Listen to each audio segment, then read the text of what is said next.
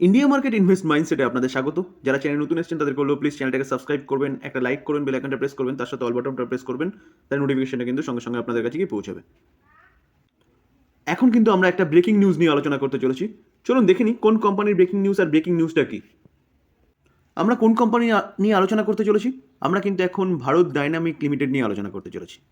চলুন দেখে নিই, কোম্পানিটা নিয়ে কিন্তু ভালো ব্রেকিং নিউজ পাওয়া যাচ্ছে। তো নিউজটা কি?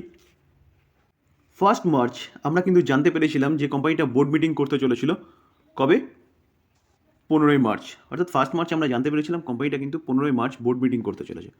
তো সেই কোম্পানি কিন্তু 15 মার্চ যে বোর্ড মিটিংটা হতে চলেছিল সেই মিটিংটা কিন্তু ক্যান্সেল করে সেটা 21 মার্চ 2024 করতে চলেছে।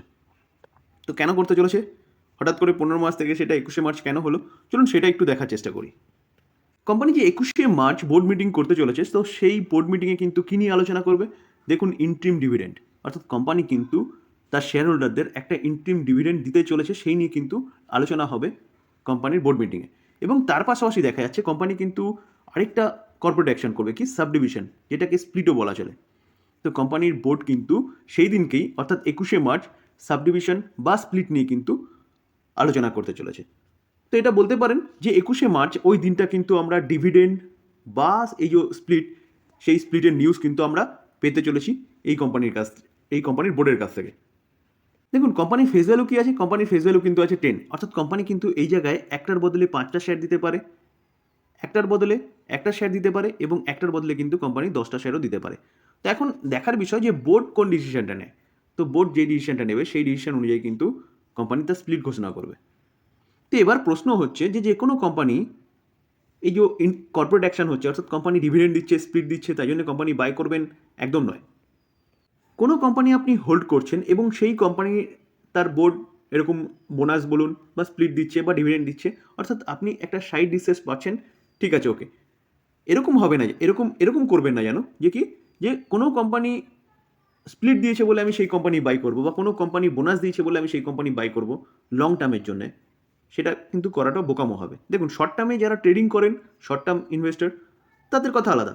কিন্তু লং টার্ম ইনভেস্টমেন্টের সবসময় আমি বলি, লং টার্ম ইনভেস্টমেন্ট করার আগে কিন্তু আপনি আগে কোম্পানিটার বিজনেস দেখবেন, যে কোম্পানিটা কী বিজনেস করে। কোম্পানির বিজনেস যদি গুড হয়, কোম্পানির বিজনেস যদি ভালো হয়, তাহলে কোম্পানিটা লং টার্মের জন্য আপনি হোল্ড করতে পারেন। তো সেই জায়গায় দাঁড়িয়ে আপনি কোম্পানি বাই করতে পারেন। তো চলুন, কোম্পানি তো ভালো কর্পোরেট অ্যাকশন দিতে চলেছে, সেটা আমরা একটু আগে দেখেছি, যেটা আমরা কিন্তু 21 তারিখে ফাইনাল জানতে পারবো। তো তার পাশাপাশি এই কোম্পানিটা কি ইনভেস্টমেন্ট করা যায়? তো স্যার, ইনভেস্টমেন্ট করতে গেলে আগে জানতে হবে স্যার কোম্পানিটা কী নিয়ে কাজ করে। চলুন সেটা একটু দেখার চেষ্টা করি। দেখুন, ভারত ডাইনামিক লিমিটেড এই কোম্পানিটার যদি লোগো দেখেন, লোগো দেখলেই কিন্তু আপনি বুঝতে পারবেন যে কোম্পানিটা কী নিয়ে কাজ করে। কোম্পানিটা কিন্তু মিসাইল সিস্টেম নিয়ে কাজ করে। কোম্পানিটার জন্ম হয়েছে কত? কোম্পানিটার জন্ম হয়েছে কিন্তু 1970-এ। এই কোম্পানিটা কিন্তু ডিআরডিওর সাথে কোলাবোরেশন, এবং তার পাশাপাশি দেখলে দেখা যাবে ফরেন অরিজিনাল ইকুইপমেন্ট ম্যানুফ্যাকচারিং, অর্থাৎ OEMS, এর সাথে কোলাবোরেশনে কিন্তু কী করছে? ম্যানুফ্যাকচারিং করছে, সাপ্লাই করছে কি ভেরিয়াস মিসাইল, যেটা কিন্তু ইন্ডিয়ান আর্ম ফোর্সের কাজে লাগে। অর্থাৎ কোম্পানিটার যে যোগদান, সেই যোগদান কিন্তু কি ডিফেন্স সেক্টরে। দেখুন, কোম্পানিটার ওনারশিপ কার কাছে আছে? কোম্পানিটার ওনারশিপ হচ্ছে গভর্নমেন্ট অফ ইন্ডিয়ার কাছে রয়েছে। অর্থাৎ এই যে কোম্পানিটা কিন্তু মিনিস্ট্রি অফ ডিফেন্সের আন্ডারে রয়েছে। তো সেই জায়গায় দাঁড়িয়ে স্যার, এই যে কোম্পানিটা যে কাজ করছে, সেই কাজের কিন্তু ডিমান্ড আছে। অর্থাৎ মিসাইল সিস্টেম যে তৈরি করছে, সেই মিসাইল সিস্টেমের কিন্তু ডিমান্ড দিনের দিন কিন্তু বাড়ছে। কেন বাড়ছে? কারণ গভর্নমেন্ট কিন্তু নিজে মেক ইন ইন্ডিয়ার ওপর জোর দিয়েছে।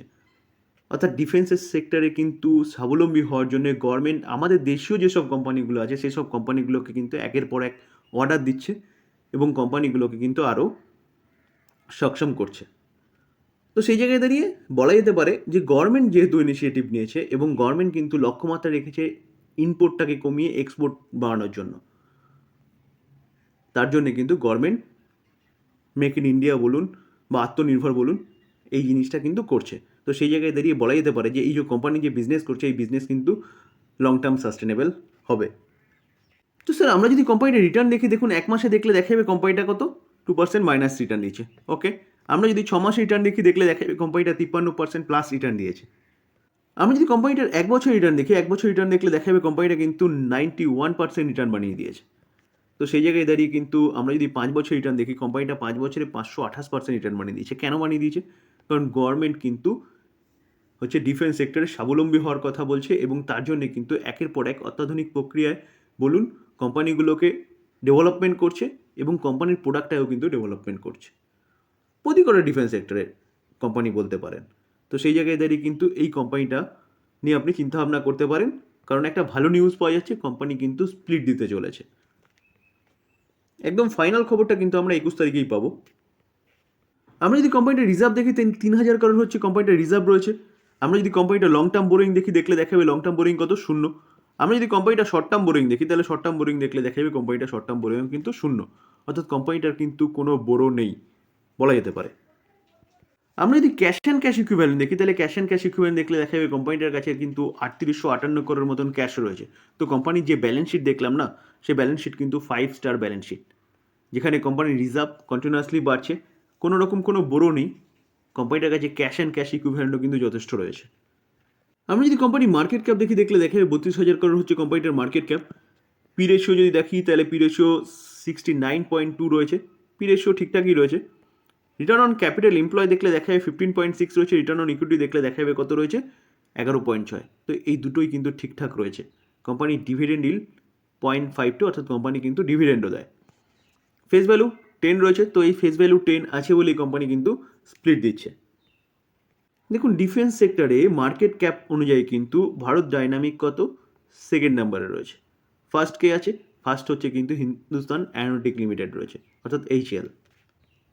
আমরা যদি শেয়ার হোল্ডিং প্যাটার্ন দেখি, তাহলে ডিসেম্বর 2023 প্রোমোটার কত 74.9% স্টেক হোল্ড করছে, FIs 3.1% স্টেক হোল্ড করছে, ডোমেস্টিক ইনস্টিটিউশন ইনভেস্টর অর্থাৎ DIA কতটা 13.3% স্টেক হোল্ড করছে এবং public only for 8.6% stake hold করছে।